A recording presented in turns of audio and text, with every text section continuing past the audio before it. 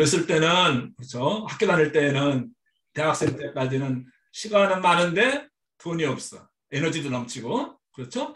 그다음에 직장 생활 시작하고 중년에 접어들면은 그때는 바빠요. 시간이 없어. 뭐는 있는데 돈은 있어요. 돈을 버니까. 그리고 뭐 아주 에너지도 건강하고 또 하다 보면은 그다음 이렇게 되는 거죠. 마지막 단계. 여기는 뭐예요? 시간도 많아. 돈도 뭐 어느 정도 있어요. 근데 뭐가 없습니까? 이때는 돌아다닐 힘이 없는 거예요. 이게 여러분 성지 홀리랜드가 아니고 뭐라 바이블랜드를 가지 못하는 이유가 다 있습니다. 어렸을 때는 X 돈이었고 또 여러분 같은 때는 시간이었고 또 이제 우리 누구 여기는 없으셔요? 또 이제 나이 들면은 내가 갈 수 있을까? 딴에 다닐 수 있을까? 갔다가 민폐 끼치는 게 아닌가? 가고는 싶은데 그런 분들이 계신 거예요. 대개는 60세 넘으신 분들이 많이 가시더라고요. 저랑 다니시는 분들 보면은 60세에서 70세까지는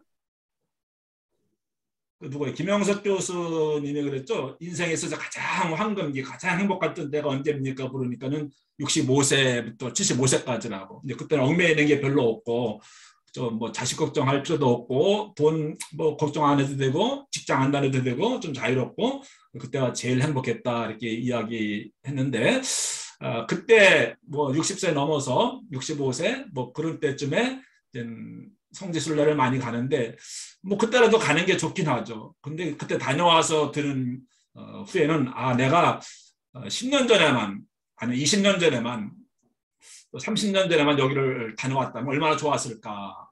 근데 그게 목사님들도 그러신 분들이 있어요. 한국에서는 다 지방회에서 어떤 모임에서 교단에서 뭐 해마다 가거든요. 기회가 많아요. 뭐 두 번, 세 번 다 다니는데 이제 이민 목회는 그런 기회가 거의 없으니까는 뭐 60이 돼서도 뭐 은퇴할 때쯤에 또 은퇴하고 한번 가지. 그런 분들이 제일 안타까운 거예요. 목기 시작하면서 전도사 시절에 갔다 오면은 평생 그것이 어떤 설교의 자산이 되어지고 또 성경 공부할 자산이 생기고 또 성경을 보는 눈이 확 달라지고 할 수 있을 텐데 경제적인 문제 때문에 목사님들 시간은 있고 뭐 건강한데 경제적인 문제 때문에 가지 못해서 이제 마지막에 한번 갔다 올까 이제 그런 분들도 있는데 참 안타깝죠.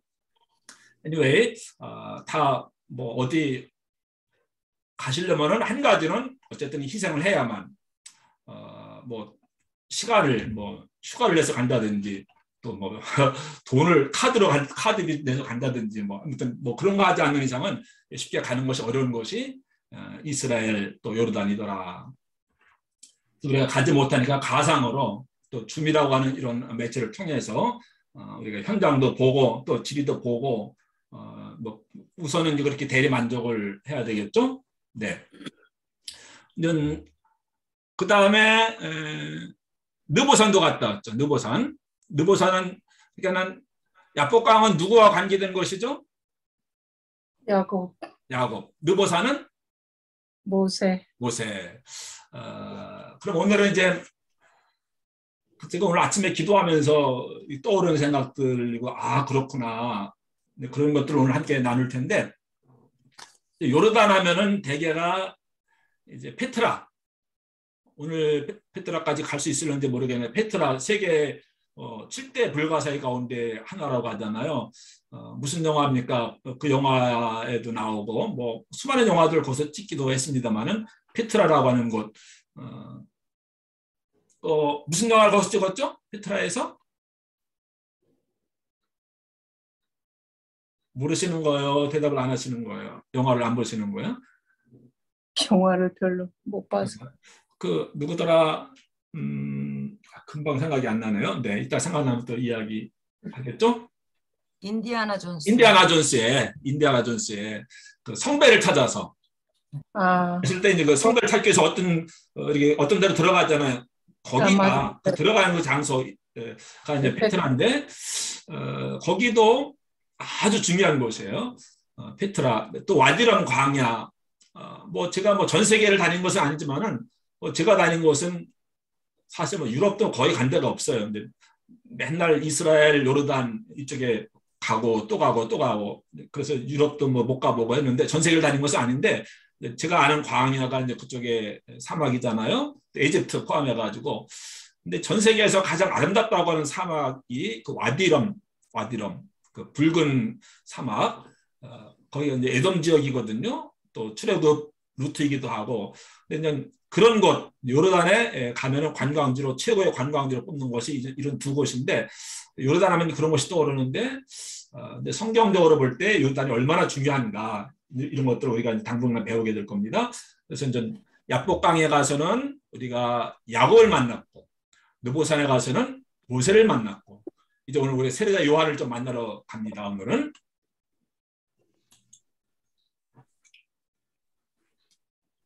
누구의 목이 올라와 있죠?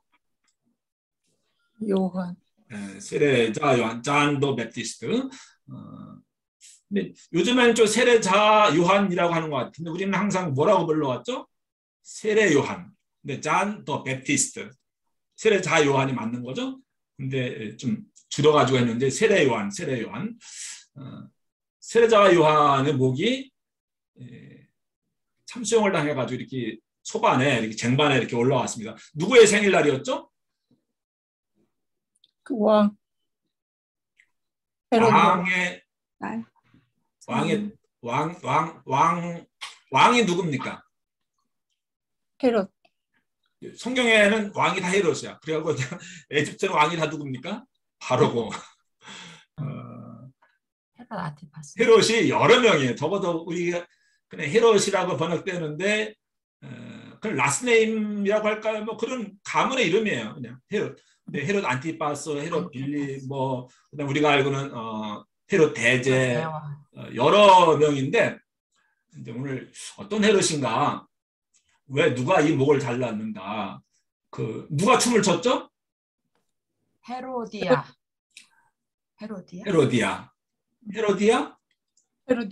여의 딸? 네, 보겠습니다. 왕비의 딸. 이 사람은 왕비의 딸이 성경 이름은 안 나와요. 근데 살로메라고 그러죠.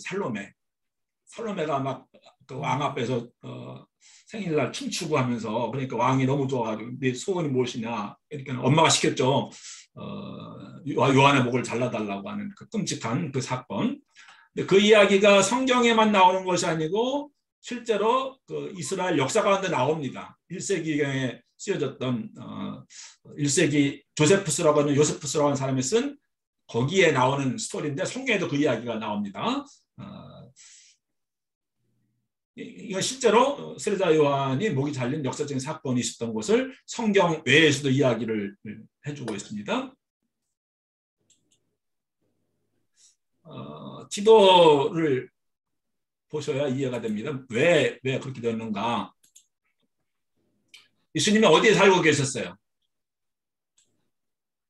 갈릴리에서 활동하셨잖아요. 갈릴리에서 활동했을 때 그 수도가 어디냐면 티베리아 바다라고 불리는 티베리아인데 거기에 수도가 있었는데 그러니까 왕이 아니라 분봉왕이죠. 각 지역을 다스리는 분봉왕인데 그 여기를 다스리던 분봉왕 이름이 성경에 헤롯이라고 하는데 정확하게는 헤롯 안디바 또는 헤롯 안티파스예요. 헤롯 안티파스.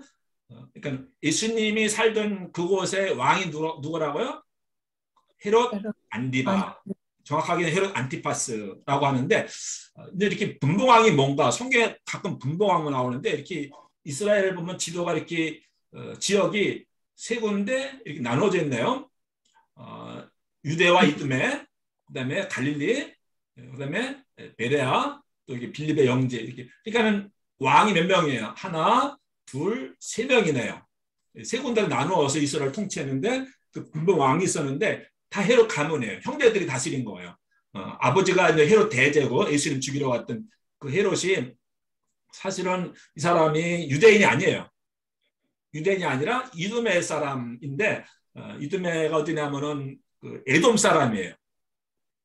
헤롯 왕이 에돔 사람인데 어떻게 줄을 잘 서가지고서 로마 황제에게 인정받은 거예요. 그래서 이 사람이 여기 와서 이제 이스라엘을 유대를 다스리기 시작한 겁니다. 유대인이 아닙니다. 헤롯은. 그러니까 우리나라가 일제 식민지였을 때에 총독이 와서 다스렸듯이 본디오벨로도 우리가 이야기하는 것처럼 그렇게 이제 헤롯이 그 로마 황제에게 잘 보여가지고 그래 그쪽 지역 너가 다스려라 해가지고서 이제 이쪽 지역을 다스렸는데 3대까지 4대까지 내려가나요? 이렇게 나누어서 이렇게 다스리게 됩니다. 예수님이 다스리던 갈릴리인데 수도가 여기 있었는데 거기에 그 별장 마케르스라고 하는 곳이 여기 있습니다. 수도는 갈릴리 호숫가에 있는데 마케르스 별장 어디에 있습니까? 사해 옆에 있는 거예요. 근데 이제 이 사람이 성경에 나오는 예수님이 저 여우 했잖아요. 여우라고 불렀잖아요. 헤롯 왕을 보고서. 그 사람이 다스렸던 곳은 이렇게 보니까는 나눠져 있어요. 갈릴리 지역하고 이쪽에 베레아라고 했는데 베레아 성소였고 베레아 지방 이렇게 두 군데를 분리된 곳을 다스리고 있었어요. 또 하나는 유대 왕이 있었고 또 갈릴리 왕이 있었고 또 하나는 가이사라 빌립보라고 불리우는 가이사라 빌립보가 무슨 산이 됐습니까? 헬몬산 아랫자락에 있는 이쪽은 또 헤롯 빌립이 다스리고 있었어요. 이해되셨죠? 잘 따라오겠죠? 정치적을 이해를 해야 왜 세례자 요한이 죽었는가, 어디서 죽었는가 이제 그 이야기를 풀어나갈 수 있어서 설명을 하는 겁니다. 이렇게 헤롯이 3명 왕인데 각자 다른 지역을 다스렸습니다. 근데 여기에 가이사라 빌립보 우리 가이사라 빌립보 하면 뭐가 떠오르죠? 가이사라 빌립보로 가시다가 예수님이 제자들에게 너희는 나를 누구라 하느냐 했을 때 베드로가 나서 주는 그리스도시요 살아계신 하나님의 아들이십니다라고 했던 그 장소가 가이사라 빌립보예요. 근데 그것이 헬몬산 아랫자락이 있지 않습니까? 근데 가이사라 빌립보가 이쪽에 수도였어요. 이쪽에 수도였었고 갈릴리 지방의 수도는 티베리아였었고 또 이쪽에는 물론 예루살렘이고 그런데 여기에 헤롯 안티파스 왕이 있었는데 가이사라 빌립보는 그냥 들으시면 됩니다. 헤롯 빌립이라고 하는 사람이 다스렸어요. 근데 헤롯 빌립은 헤롯 안티파스의 이복 동생이에요. 뭐 왕이니까 이 여자 저 여자 왕비들이 많이 있을 거 아니에요.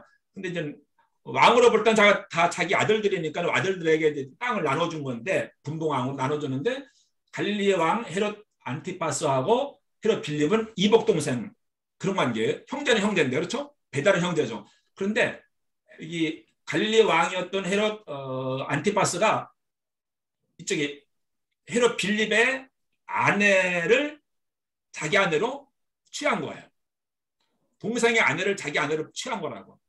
어떤 분을 보면 이혼을 한 다음에 취한 것으로 되어 있기도 하고 정확한 것은 역사가 우리에게 말해주지 않고 있는데 아무튼 이혼을 했든 하지 않았든 이복 동생의 아내를 자기 아내로 취한 겁니다. 그것 때문에 백성들 가운데 그러면 안 되는데 더군다나 유대인을 다스리는 왕인데 그러면 안 된다. 불만들이 많이 있었는데 이제 그 세례자 요한이 그걸 지적을 한 거죠.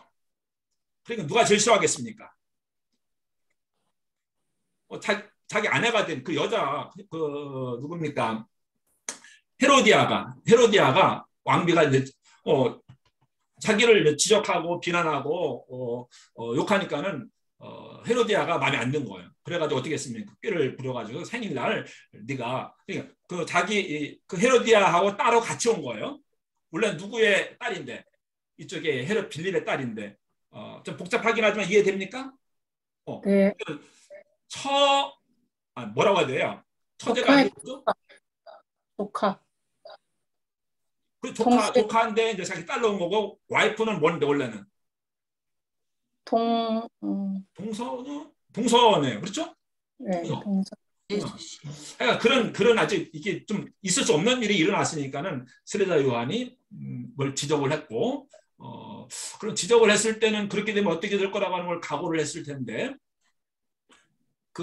어떻게 그렇게 아무도 감히 왕에게 그렇게 대놓고 이거 하나님 앞에 큰 죄라고 이야기할 수 있는 사람이 없는데 세례자 요한이 아마 누구 백 믿고 그랬을까요? 누구 백 믿고? 예수님 백 믿고 그런 면도 있겠죠. 근데 한 번은 세례자 요한이 근데 그 일 때문에 이제 감옥에 여기 갇혀 있었어요. 근데 어디냐면은 그것이 여기에 오늘 가게 될 여기에 있는 마케르스라고 하는 여기 감옥에 여기 갇혀 있었던 거. 여기서 이제 별장에서 생일 잔치를 했던 거고 여기 이제 여기 투옥되어 있었는데 그날 그 누굽니까 살로메가 춤추는데 반해가지고 내 소원이 뭐냐 하니까 엄마가 시킨 대로 세례자 요한의 목을 자르는 겁니다 하고서 그래서 이제 목을 잘라가지고 장반에게 들어 온 이야기 너무 우리가 잘 알고 있지 않습니까? 근데 여기 감옥에 여기 갇혀 있을 때 그 요한이 예수님에게 사람을 보내요. 네. 왜 보냅니까? 오실 그이가 당신입니다. 당신입니까? 아니면 우리가 다른 메시아를 기다려야 됩니까? 이게 무슨 이야기예요? 죽음을 앞에 두고 세례자 요한이 이 사람이야말로 메시아고 나는 이 사람의 신발끈도 맬 수가 없고 나는 물로 세례 주지만은 내 뒤에 오시는 분은 성령으로 세례 줄 것이고 그분은 세상 죄를 지고 하나님 어린 양이다.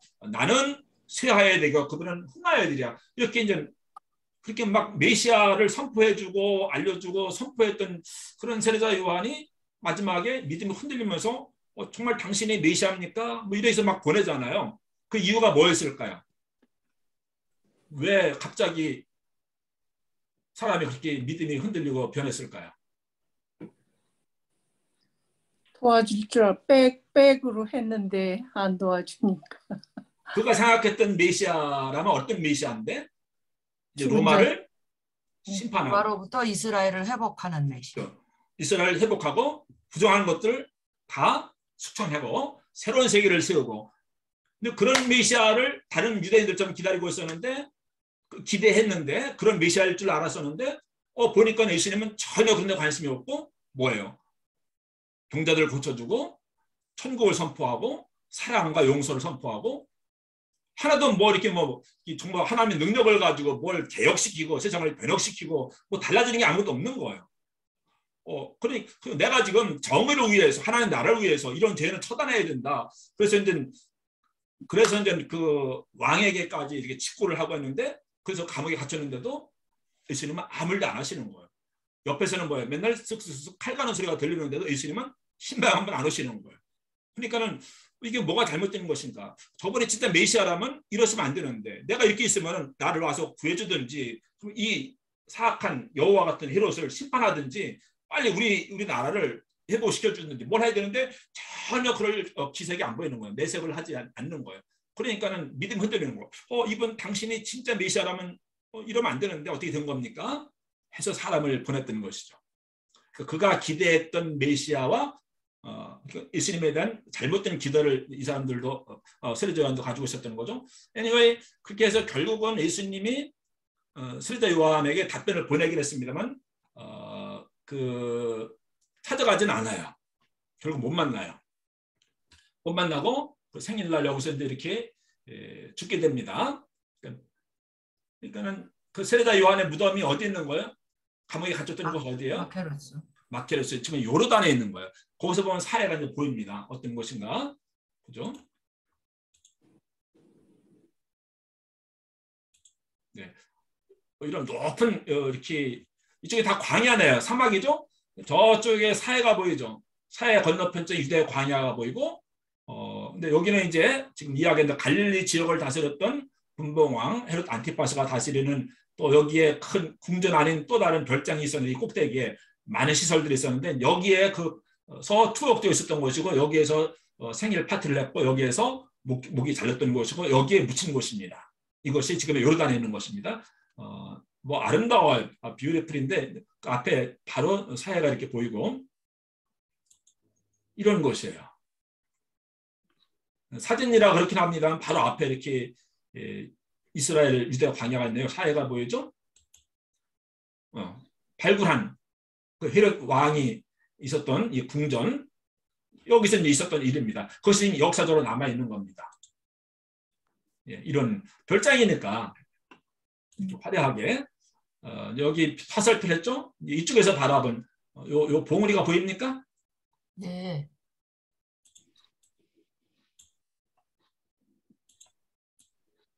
여기서 이제 그런 일이 있었던 거예요. 네, 보여요. 마케르스. 성경에는 이름이 지명이 안 나오죠. 근데 아까 말씀드린 대로 역사서에 이것이 나옵니다. 마케르스.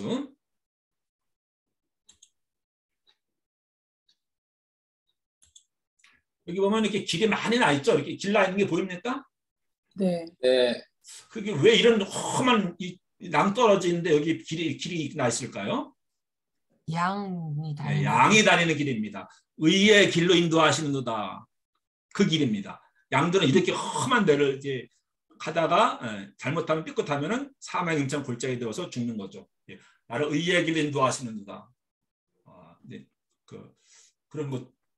지금도 가면 양을 치고 있습니다. 이런 곳에서 이제 마케루스라고 하는 곳에서 그래서 이제 그날 밤에 그러면 이제 이렇게 요한이 죽었다고 하는 이야기. 예수님과 요한은 아주 특별한 관계잖아요. 예수님이 이 여인의 태를 통해서 난 자 중에 세례자 요한보다 큰 사람이 없도다 이런 말씀도 하실 정도로 아주 특별한 사이였었는데 근데 이제 요한을 한 번도 찾아가지 않았고 감옥에 있을 때도 그다음에 죽었다라고 하는 소식을 듣고는 예수님 어떻게 하셨죠? 송정재 집사님? 죽었다고 하는 소식을 듣고는 어떻게 했습니까? 예수님이. 한 달 전에 설교했을 텐데. 오병이의 기적 이야기했잖아요. 그 전날 전가를 받았잖아요. 예수님 마음이 심란해가지고 어떻게 했습니까? 많은 군중들이 예수님 따라다니고 있었을 때 갑자기 이런 비보가 날아들고 그러면 예수님 요한이 감옥에 있을 때는 못 가봤어도 죽었다고 하는데 그래서 장례식은 가봐야 되는 거 아닌가. 근데 예수님은 그 이야기를 듣고는 혼자 한적한 곳으로 피해 가시죠. 그걸 또 알고서 사람들이 쫓아오잖아요.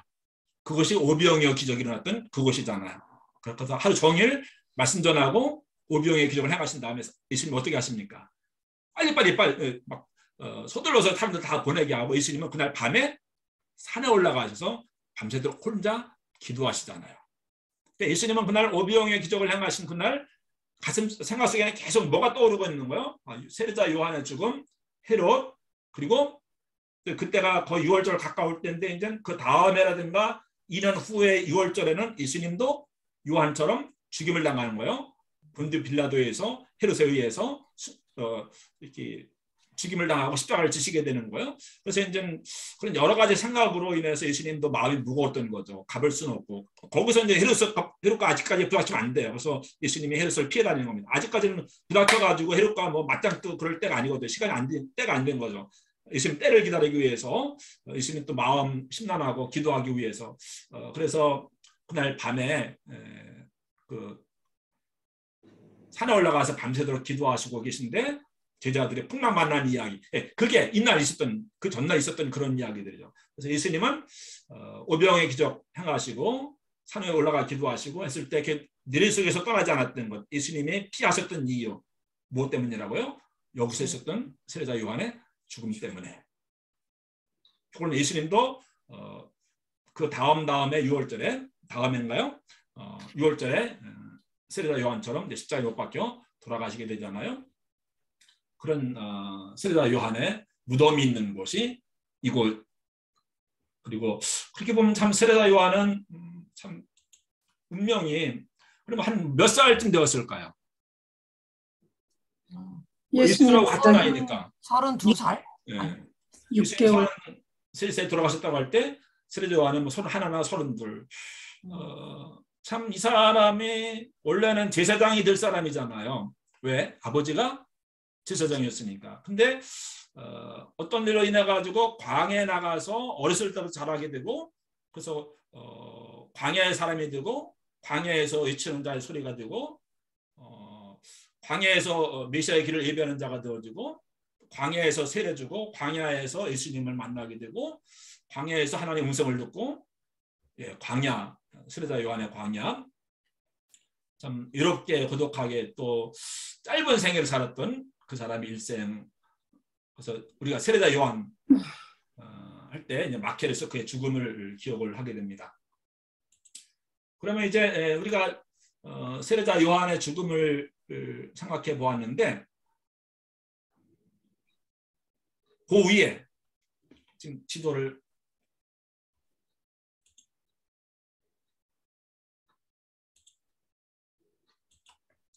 세례자 요한이 지금 마케 수가 지금 여기쯤입니다. 근데 여기서는 또 그 위에서는 무슨 일이 있었습니까? 느보산에서는 모세. 가까운 거리예요. 한 30분 거리예요. 그렇죠? 거기서 누가 죽었어요? 모세. 모세가 죽었더라고요.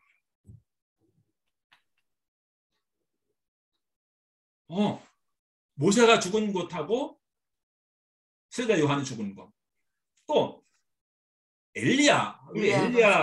엘리야가 어디서 죽었죠? 어디서 승천했죠? 요단 동편. 요단 동편 여기입니다. 모압 형제입니다. 그러니까는 엘리야가 요단에서, 그리고 모세도 요르단에서, 또 세례자 요한도 요르단에서 다 죽었더라고요.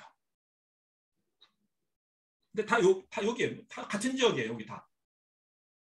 얼마나 유명한 사람들이잖아요. 엘리야가 마지막 하나님께 부름받은 거 승천했잖아요. 죽음 보지 않고. 근데 세례자 요한은 비참하게 목 잘라 죽고, 모세는 가나안을 바라보기만 하고 들어가지 못하고 죽었잖아요. 셋 다 하나님에게 사명받아서 평생 살았던 사람인데 죽음의 모습이 다 다르더라고요. 승천한 사람, 병거 타고 하늘로 올라가기도 했고, 어떤 사람은 이렇게 모세는 바라만 보기만 하고 안타까운 마음도 있었겠죠. 들어가지는 못하고 또 홀로 죽었어요. 또 세례자 요한은 순교를 당하고 목 잘려서 가장 비참하게 젊은 나이에. 그랬던 세 사람. 그리고 엘리야 같은 사람은 참 죽음 보지 않고 하늘로 올라갔는데, 또 세례자 요한 같은 사람은 또 비참하게 목 잘려 죽임 당하고, 또 모세는 좀 아쉬운 마음도 있었을 텐데 하나님께서 아무튼 가나안 땅에 못 들어가게 하시고 또 데려가시고 그렇게 하셨더라고요. 근데 다 그것이 지금의 요르단 가야 볼 수 있는 곳들이더라고요. 모세는 여기에서, 모세는 사명을 완수하지 못한 거죠. 모세가 누구에게 바톤을 이어줍니까? 여호수아에게 바톤을 이어줘요. 여기는 이제 그 요단강 바로 옆입니다. 엘리야는 누구에게 바톤을 물려줍니까?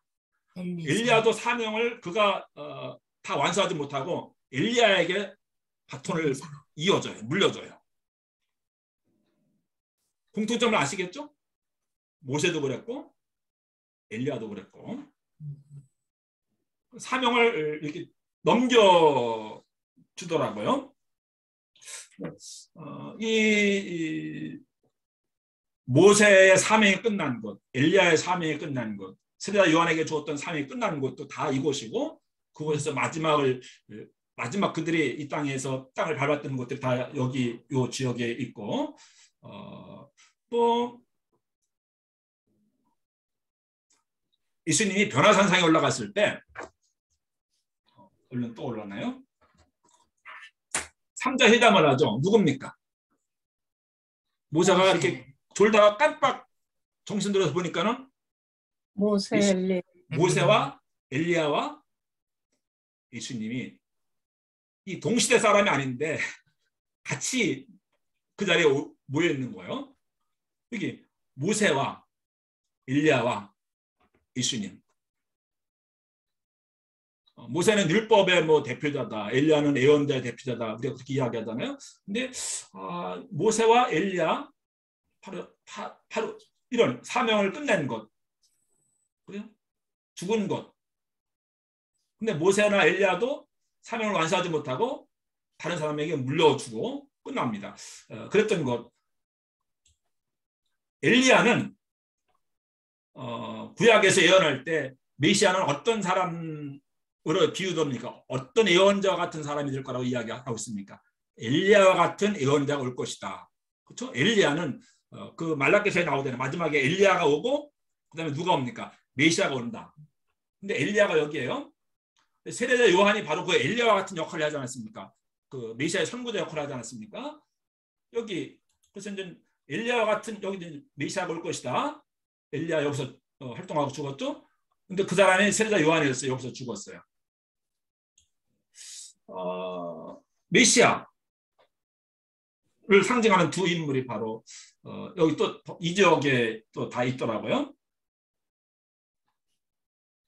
또 하나는 이제 오늘 공부할지 모르는데 룻은 어떤 사람이에요? 룻. 모압 여인. 모압 여인. 그럼 모압은 어디입니까? 오늘 배울 텐데 요단 동편. 모압은 여기 이쪽이에요. 바로 그 마키레스만 건너면 모압입니다. 근데 모압에서는 누가 나옵니까? 룻이 나오죠. 룻에게서 누가 나옵니까? 다윗이 나오고 다윗에서 예수님이 나오잖아요. 그러니까 이게 다 메시아 족보의 시작인 룻이 바로 여기가 고향이고 여기 룻기의 배경이잖아요. 그리고 엘리야가 여기서 죽었는데 승천했는데 엘리야 같은 사람이 올 것이다라고 했던 것이 여기고 그런 사람이 오는 것이 누구예요? 요한인데 요한이 또 여기서 죽고 그래서 이게 참 다 연결되어지는 그런 느낌을 받을 수 있잖아요. 지금 잘 따라오고 계시죠? 좀 어려울지 모르는데 또 하나는 이 약복강. 예. 약복강에서 야곱이 이스라엘로 바뀌죠, 이름이. 근데 바울의 이름이 뭐예요? 바울의 이름이 원래? 사울. 사울이 바울로 바뀌는 결정적인 장소가 어디예요? 다메섹. 다메섹으로 가다가 그다음에 다메섹 갔다가 어디로 갑니까? 아라비아로 들어가잖아요. 다메섹은 이제 이렇게 여기 베들레헴에서 이렇게 해서 여기 가이사랴 빌립보에서 가는 겁니다. 근데 이제 사울이 바울로 바뀐 것도 요르단 어디쯤 여기 어디쯤이고 그다음에 누굽니까? 야곱이 이스라엘로 바뀐 것도 여기고 여기서 이제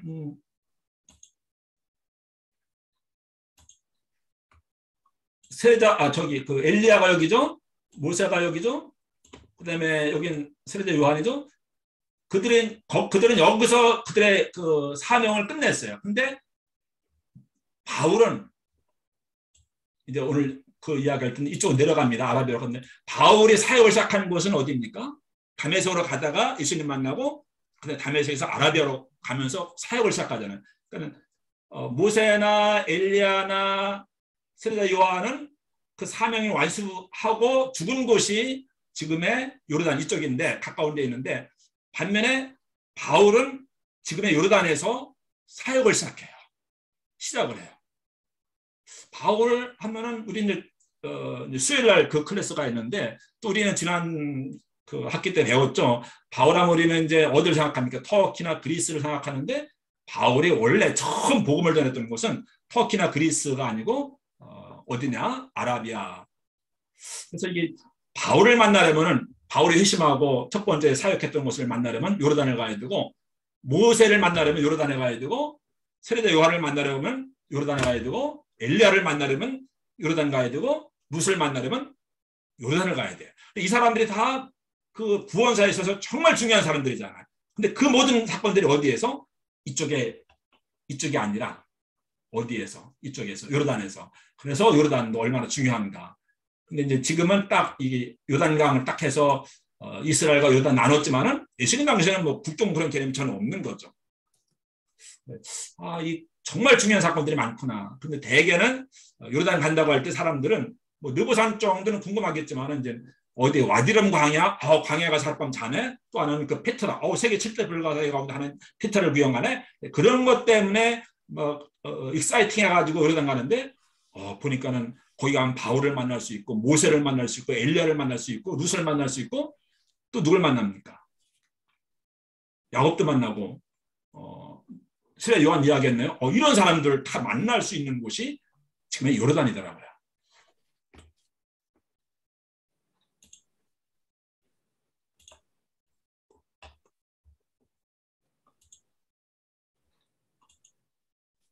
모압으로 가보겠습니다. 모압. 네. 세례자 요한은 뭐야? 메시아의 선구자 역할을 했죠. 근데 그 메시아가 누구의 후손 가운데 나오는 겁니까? 룻의 후손을 통해서 오잖아요. 그리고 메시아는 어떤 분이라고요? 엘리야와 같은 분이라고 하는데 엘리야가 마지막 죽은 것도 말씀드린 대로 요르단이었고, 근데 이제 오늘 모압 여인 룻, 룻이 이 모압 여인이라고 하는 거는 누구나 다 알아요. 누구나 알아요. 왜요? 룻기에 룻을 설명할 때 앞에 꼭 뭐라고 이야기 설명하는가 하면은 모압 여인 룻이라고 설명을 해요. 꼭 붙어요. 그러니까 우리 예수님 이야기할 때 예수님 앞에 뭐가 붙습니까? 나사렛 예수 하는 것처럼. 룻 하면 우리가 성경에서는 모압 여인을 꼭 붙여요. 다 알아요. 근데 그냥 처음에 이제 룻이 어느 지역 사람인지 모르니까는 그냥 룻이 있는데 이 사람 모압 여인이다. 한 번 정도 또는 두 번 정도 이야기를 해주면은 되는데 그게 아니고 룻의 이름이 나올 때마다 계속 반복해서 모압 여인 룻, 모압 여인 룻, 모압 여인 룻을 이야기를 하고 있어요. 계속해서 이거 여기 성경 구절 이야기해 줬는데 그 여인이 이방이라고 하는 것, 모압 사람이라고 하는 것을 계속 강조를 해주고 있어요. 한 번만 해주는 것이 아니고 두 번, 세 번, 네 번, 다섯 번, 여섯 번. 그럴 때는 무슨 의도가 있는 거잖아요. 그러니까 이 사람이 룻이 모압 사람이었다고 하면서 강조하고 있는 거예요. 모압이 우리가 어딘지는 잘 모르지만은 룻 때문에 모압을 알고 있잖아요. 그럼 왜 룻기에서 계속 또 하나는 한 번 더 볼까요? 예, 이 위에 엘리야의 고향이 어딘지 아세요? 엘리야? 디셉. 네, 디셉 사람. 디셉이 어디죠? 뭐가 자꾸만 나오고 참. 여러분들 뭐가 보이나요? 저만 보이나? 이게 뭐가 막 떴어 컴퓨터에. 오케이. 예. 엘리야의 고향은 의외로 요르단이에요. 한 번 갔는데 사모님 그 디셉에 다녀오셨어요? 잘 기억이 안 나요. 예, 거의 거기까지는 안 갑니다. 야복강까지 갔다가 일정 때문에 내려오는데 엘리야의 고향이 이스라엘이 아니고 디셉인 요르단인데 가다라, 드가볼리, 고라사 여기쯤 되겠네요. 여기가 그 엘리야의 고향입니다. 엘리사는 그 아랫동네 살아요. 엘리사가 헷갈리죠. 이름도 비슷하고 엘리야를 이어서 엘리사가 또 사역을 이어받고 근데 윗동네 아랫동네 형 뭐 나이 차이는 더 많이 날 것 같은데 뭐 그런 사이인데 아랫동네에서 엘리사 같은 엄청난 인물이 나오는데 또 이제 엘리야에 관한 이야기 보면 계속 나오는 것이 디셉 사람 엘리야, 디셉 사람 엘리야. 디셉이 우리는 어딘지 몰라요. 근데 계속 디셉 사람인 것을 강조를 하고 있습니다. 왜 그랬을까요? 뭐 사람들은 디셉이 어디야? 뭐 이런 겁니다. 디셉 듣도 보도 못한 그런 곳이에요. 저 시골. 더군다나 이제 이쪽에 이스라엘도 아니고 요르단이고 저 시골이 큰 마을도 아니고 뭐 예루살렘이나 여리고나 그런 마을도 아닌데 그런데 여기서 이제 그런 유명한 엘리야와 엘리사가 나타나는 거예요. 근데 아까 룻을 설명할 때 계속 앞에 뭐라고 붙었어요? 모압 여인 룻이 계속 모압 사람인 것을 강조하는 것처럼 엘리야를 이야기할 때도 계속 한두 번이 아니고 서너 번이 아니라 계속 열댓 번 그 정도 될 것 같아요. 디셉 사람 엘리야, 디셉 사람 엘리야. 엘리야가 디셉 사람인 것을 계속 강조를 하더라고요. 뭐 나사렛에서 뭐 선한 것이 나오겠느냐? 나사렛 예수. 사실 이거 빈정되는 말이거든. 나사렛 예수 뭐 이런 거. 그런 것처럼 디셉 사람 엘리야, 또 모압 여인 룻. 그럴 때 무슨 의도가 있었던 것이 분명하죠. 뭐 이게 뭐 나는 뭐 서울 출신이야 뭐 그런 게 아니고 저기 어디 나는 벌교 사람이야 뭐 이런 거 되는 겁니다. 그래서 이제 엘리야도 꼭 그렇게 일부러 뭐 디셉 사람 엘리야라면 디셉 사람이야 그게 아니고 디셉이 어디 있어? 그 우리나라에 있어? 우리나라에 없지. 저기 요단 건너서 저 산골에 가면 뭐 그런 데가 있대. 그러니까 아주 그런 사람인데 엘리야 같은 사람이 된 거예요. 모압 여인도 이방인데 엘리야 족보에 그 예수님 족보에 최고 위에 올라가 있는 거예요. 그게 다 뭐예요? 요르단에 이렇게 있더라고요. 그러니까 좋은 의미로 붙인 거 아니죠. 좋은 의미는 아니었죠. 모압이 어떤 곳인가는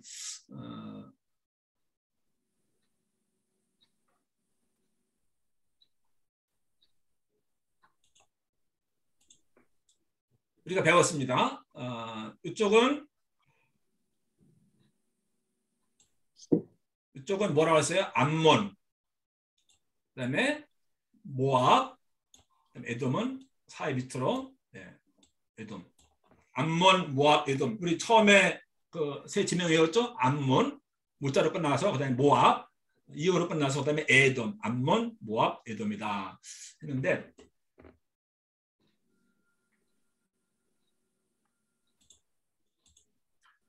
구약에 많이 나옵니다. 암몬, 모압, 에돔 엄청 많이 나와요. 구약에. 이제 암몬, 또 아르논 강을 중심으로 야복강부터, 야복강 배웠죠? 야복강부터 오늘 배우게 될 아르논까지가 암몬이라고, 여기 수도가 이제 암만이죠. 암몬. 그다음에 모압이 여기 있고, 그 다음에 이 밑에 쪽으로 에돔. 그러니까 에서가 에돔이잖아요. 여기서부터 페트라에서부터 여기까지 야복강까지 올라갔던 거죠. 죽이려고 동생 누굽니까? 야곱을 죽이려고 올라갔던 것. 그래서 암몬, 모압, 에돔인데 에돔은 불다라는 뜻입니다. 그래서 붉게 표현하는지 모압이 있고 암몬과 에돔 사이에 모압이 있는데 사이를 끼고 이렇게 있습니다. 모압으로 간 거예요. 어디에서? 어디로 이민을 간 겁니까? 베들레헴에 살다가, 응? 베들레헴에 살다가 이민을 갔잖아요. 왜? 흉년이 들어서. 그럼 베들레헴만 흉년이 들었을까요? 가나안 전체가 흉년된 걸까요? 가나안 전체가 다 흉년된 거죠. 근데 거기서 이제 베들레헴을 강조하고 있는 거예요. 베들레헴에 흉년이 들었을 때에, 기근이 들었을 때, 그 10년 넘게 기근이 들지 않았습니까? 10년 기근이면 정말 다 죽는 거예요. 이게 정말 구약에서 있는 3대 재앙이 있는데 뭡니까? 하나님이 이스라엘 백성들을 징벌할 때 3가지 재앙. 하나는 기근, 하나는 전쟁, 또 하나는 뭘까요? 코로나 같은 전염병. 구약 시대에도 전염병으로, 또 하나는 전쟁으로, 그리고 또 하나는 뭡니까? 기근으로. 근데 인류 역사를 볼 때 아마도 가장 많은 사람들이 죽은 것이 어떤 재앙으로 인해서 재해로 인해서 죽었을 때 이 3가지일 거예요. 전쟁으로 죽는 거, 또 기근으로 죽는 거. 지금 뭐 기근은 큰 문제가 아니지만은 또 하나는 전염병 때문에 죽는 거. 뭐 유럽의 전염병, 흑사병 때문에 3분의 1이 사라지고 막 그러지 않았습니까? 근데 역시 구약에서도 이 3가지 재앙을 내리는데, 근데 이제 가나안 베들레헴에 기근이 들었을 때였습니다. 그러면 베들레헴만 기근 들은 게 아니죠. 여기 이 전체가 다 기근이 든 겁니다. 왜냐하면 거기만 기근 들었으면 다른 동네 가면 되잖아. 다른 나라 갈 필요가 없는 거죠. 근데 뭐예요? 한 동네만 기근 됩니까? 아니죠. 전체가 다 되는 거죠. 근데 성경의 구약에 보면은 가나안의 기근이 참 많이 들죠. 가나안 땅에 그냥 기근 너무 많아요. 그래 아브라함 때도 오자마자 기근 들어가지고 에집트 내려가고, 우리 가나안 배울 때 다 배우지 않았습니까? 기근이 끊어지진 않았던 것이 바로, 그러니까는 하나님께서 가나안 땅에 살고 있는 이스라엘 백성들을 징벌하실 때 가장 많이 사용하는 방법이 비를 내려주지 않는 거예요. 기근이에요. 비를 내려주지 않으면 여기는 기근 들 수밖에 없어요. 근데 비가 오지 않아도 에집트는 문제가 없어요. 왜요? 기억나시나요? 왜요? 에집트는 뭐가 있기 때문에? 나일강이 있기 때문에. 근데 이스라엘 가나안은 나일강이 없고 뭐가 있습니까? 요단강만 있으니까. 그것까지는 턱도 없는 거예요. 그래서 하나님이 신명기 18장에 나오는 것처럼 이스라엘 백성들을 가장 두려웠던 건 뭐냐면, 하나님이 하늘문을 닫으시고 비를 안 내려주시면 그 사람들 가나안 땅에 살지만 죽는 거예요. 그걸 가장 무서워했어요. 하나님이 이들을 심판하실 때마다 바로 기근을 통해 심판하시는데, 모든 기근이 하나님 심판은 물론 아니죠. anyway, 기근이 들어가지고 모압으로 이렇게 이민을 갑니다. 생계 이민을 간 거죠. 우리처럼 이민을 갔습니다. 그러면 이제 보는 거예요. 어떻게 갔을까? 물론 그 10년 기근을 버티고 견디는 사람들도 있겠습니다만은, 또 나오미의 가족처럼 1인 간 사람들 많이 있었을 거예요. 근데 다른 때는 기근 때문에 문제가 생기면 양식을 구하러 어디로 들어갑니까? 아브라함이나 이삭이나 야곱이나 다 그때 기근 들 때마다 양식 구하러 어디로 갔습니까? 에집트로 가죠. 이스라엘도 어디로 피신을 갔습니까? 에집트로 피난 갔죠. 이집트. 근데 기근이 들면 항상 에집트. 근데 이 사람 나오미의 가정은 기근 들었는데 어디로 갔습니까? 모압으로 갔다 가는 거야. 모압 지방으로. 뭐야? 거기는 모압. 그 멀리 막 산맥물 건너이 아니고 광야를 지나서 이게 아니고 가장 가까운 곳에는 모압으로 이렇게 갑니다. 그러면 이제 베들레헴에 예루살렘이죠. 그러면 여기 여리고를 거쳐서 이렇게 갈 수도 있겠고 또 하나는 뭘까요? 옛날에 여기는 배가 다녔어요. 그래서 이렇게 해서 엔게디에 가서 배를 타고서 가면 훨씬 쉬워요. 배 타고 가는 게 가깝기도 하고 또는 뭐 이렇게 돌아와서 갈 수 있는 길도 있는데 이런 길은 없었을 것으로 보이고 대개 이 두 가지 길이 이렇게 있었습니다. 배 타고서 건너갈 수도 있겠고 그럼 아주 멀건 뭐 모압 지방 뭐 어디야 모르면은 아주 멀리 갔더니 뭐 다른 나라 이민하고 그렇지 않아요. 별로 멀지 않은 곳이에요. 가까운 곳이에요. 그래서 이제 모압에 가서 남편 잃고 큰아들 잃고 둘째 아들 잃고 그러고 보니까 참 다 여기는 다 죽는 사람들. 모세도 죽어, 엘리야도 죽어, 요한도 여기서 죽어. 그다음에 누굽니까? 지금 이야기하는 그 나오미의 가족 남편도 죽어, 아들도 죽어. 다 죽음과 관계는 그런 장소들이네요. 우연히. 예. 그때 가나안이 어디입니까? 이스라엘 12지파가 찾았던 곳이 어디입니까?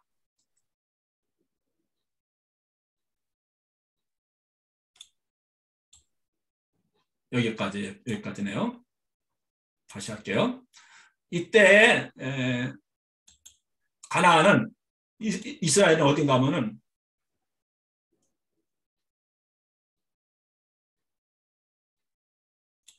여기까지 다 차지하네요. 여기까지도. 왜냐면 가나안 동편에 요단강 동편에 루벤 지파하고 므낫세 반 지파하고 갓 지파가 가나안 땅에 들어가기 전에 거기에 이렇게 정착을 했잖아요. 왜 그랬습니까? 왜 가나안 땅에 들어가지 않고 여기 정착을 했습니까? 두 지파 반이? 여기 동쪽 므낫세 보이죠? 므낫세. 너무 많아서. 갓 지파가 여기 있고 또 루벤 지파 여기 있고. 가나안 땅에 요단강 건너서 가나안 땅에 들어가고 가나안 땅이 약속의 땅인데 거기 가지 않고 가나안 땅에 들어가기 전에 여기가 조사원이냐고 그들은 머물렀잖아요. 왜 여기가 조사원이 그랬을까요? 가지고 있는 게 너무 많아서. 그 집하다. 우악이 좋아 보였더라? 가축을 치기에. 가축을 치기에 좋았더라. 그건 무슨 의미일까요? 그럼 가축을 치기에 좋았다. 그러면 이 땅이 어떤 땅이라는 이야기일까요? 비옥한 땅. 비옥한 땅에서는 가축 안 키우죠. 농사 짓죠. 농사 지을 수 없는 땅에 거기다 가축 키우는 거죠. 양을 여러분 그 평야지대에서 양 키웁니까? 거기는 보리 키우고 밀 키우고 그럴 수 없는 곳에 이제 풀이 자라는데 그런 곳에서 양이나 염소를 키우는 것이죠. 그러니까 광야를 지나오면서 이 사람들은 계속 양을 치면서 40년을 살았잖아요. 기억하시나요? 예. 그냥 뭐 룰루랄라 그냥 하나님 주신 만나 먹고 이렇게 40년 지난 것이 아니고 에집트에서 나올 때도 양을 몇십만 마리 가지고 나왔고 들어갈 때도 몇십만 마리 양을 끌고서 가나안 땅에 들어가는데 40년 광야를 지날 동안에 계속해서 그들은 광야에서 양을 쳤는데 지금까지 지나온 것보다 보니까 여기가 이곳이 가나안 땅에 들어가기 전에 이제 이 땅을 차지하게 되잖아요. 근데 보니까는 양 키우기에 너무 좋은 거예요. 풀이 많이 자라는 거예요. 여기가 조사원 여기 달라고 한 거예요. 농사 지을 수 있는 땅이 아닙니다. 이해되시죠? 네. 그런데 이 사람들은 그 땅도 좋은 거예요. 그 땅이라 달라고 하는 거예요. 그래? 그러면 당신들 그렇게 하고 그 대신에 당신들 끝까지 가나안 땅까지 들어가서 그 땅 차지하고 그 다음에 돌아오세요. 그렇게 하겠습니다. 그래서 두 집안 반이 여기 자리를 잡아요. 그 땅이 정말 젖갖고 이런 비옥한 그런 땅이라서가 아니고 가축 키우기에 좋은 땅, 풀이 많이 자라니까는 농사 지을 수는 없지만 풀이 많이 자라니까는 그래서 이제 이쪽에 이렇게 두 집안 반이 자리를 잡잖아요. 그러면은 여기까지는 이스라엘 땅이에요. 그 당시에. 근데 모압은 어디예요? 모압은 이스라엘 땅이 아니에요. 그렇죠? 강 하나 두고서 아르논 강 하나 두고서 여기는 다른 민족이 살아요. 근데 룻의 그 나오미의 가족이 루벤 땅에 사는 것이 아니고 바로 옆에 루벤 땅이 자기네 거기는 루벤은 자기네 지역이잖아요. 근데 거기 살지 않고 모압으로 갔더라고요. 모압 이방 땅으로 다른 나라로 아예 간 거예요. 이민을 간 거예요. 그냥 고위는 루벤으로 가면 그 이민 간 게 아니고 자기 나라에서 경상도 있다가 전라도 이사 간 것뿐인데 모압으로 갔더라고요. 모압. 왜 모압으로 갔을까? 모압하고 루벤이 뭐 이렇게 뭐 큰 차이가 있을까요? 뭐 루벤은 뭐 광야인데 모압은 뭐 비옥한 땅이라서 이렇게 했을까요? 모압으로 갔더라고요. 근데 룻기는 계속 모압 지방에 갔기 때문에 거기서 이방 여인 룻을 만났고 그 룻이 가나안에 돌아와서 베들레헴에 돌아와서 부와서 결혼해서 거기서 다윗 왕조가 태어나고 다윗 왕조를 통해서 예수님이 태어났다. 모압이어야만 되는 거예요. 이방 여인의 후손으로 메시아가 오게 되어 있다고 하는 사실을 성경은 구약인들도 강조하고 있잖아요. 루벤 땅에 가도 돼요. 근데 루벤에서 갔으면은 룻은 없는 거예요. 하나님의 의도는 뭡니까?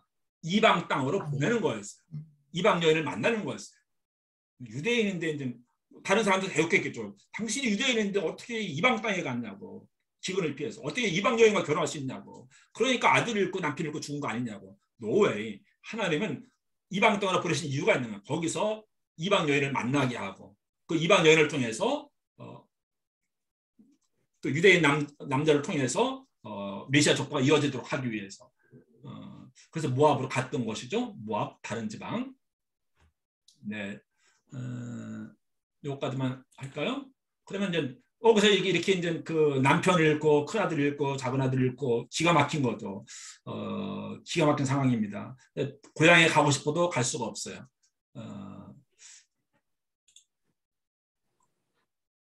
여러분 같으면 거기서 이제 무슨 노래를 불렀을까요? 고향 땅이 여기서 얼마나 되나?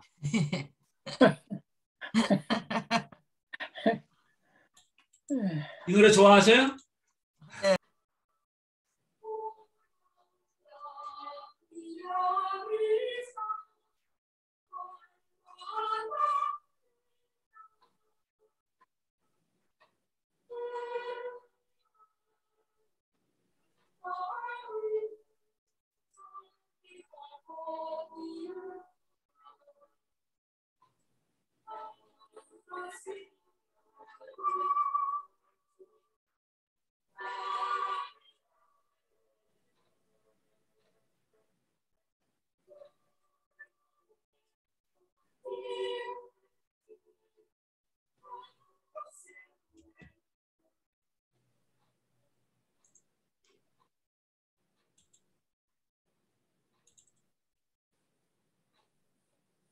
안 들려요, 목사님? 소리 하나도 안 들렸어요? 아, 노래 아, 끝났어요. 오케이. 이게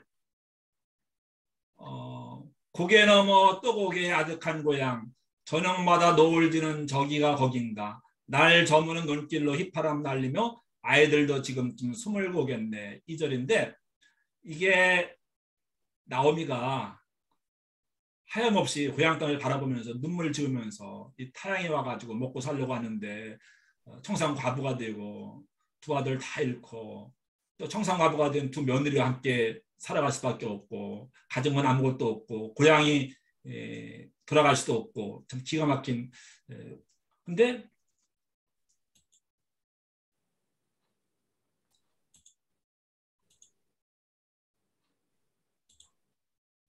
이게 제가 찍은 베들레헴에서 찍은 거예요.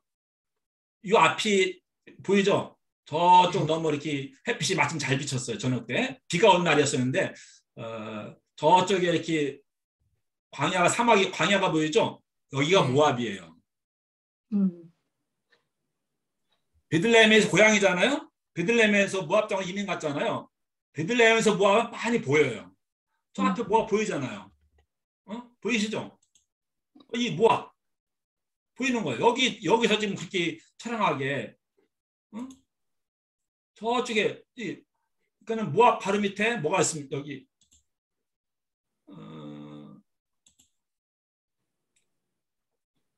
사회는 안 보이나요? 여기서는? 예, 안 보이네요. 그냥 그러니까는 하염 그냥 그 날이면 날마다 해가 질 때마다 고향 하늘이 바로 저기 보이는 거예요. 눈앞에 보이는 거예요. 저기야 거긴데 갈 수는 없고 하염없이 매일 눈물로 세월을 보내지 않았겠습니까? 멀리 멀리 가고 뭐 돌아갈 수 없는 고향이 아니고 늘 모압적으로 이민 가서 살았지만은 그냥 항상 고향 하늘을 바라보는 거예요. 뭐 이렇게 우리 할머니들 시집 오셔가지고 평생 그 친정에 못 가고 고향 하늘 바라보면서 장독대에서 눈물 짓고 뭐 근데 이제 많이 보이는 저기가 거기인가. 예. 근데 나오면 여기서 그 노래를 부르는 겁니다. 여기가 고향인데 근데 갈 수는 없고 야, 그런 나옴이 그래서 그걸 보면서 이 노래가 이제 떠올랐던 거예요. 그 대신에 이제 여기는 소물 고겠네가 아니고 사람들이 베들레헴 사람들은 뭡니까? 지금쯤 목동들이 양 몰고 오겠네. 베들레헴 양치잖아요. 우리나라는 소를 쳐서 지금쯤 아이들이 소 몰고 오겠네. 근데 이제 나오미가 고향 하늘을 바라보면서 지금쯤 그 아이들은 지금 양 물고 집에 오겠네. 저녁 때 해저문 언덕에 서서 고향을 바라봤을 때 그 나오미의 심정을 느껴보는 것 바로 이런 곳입니다.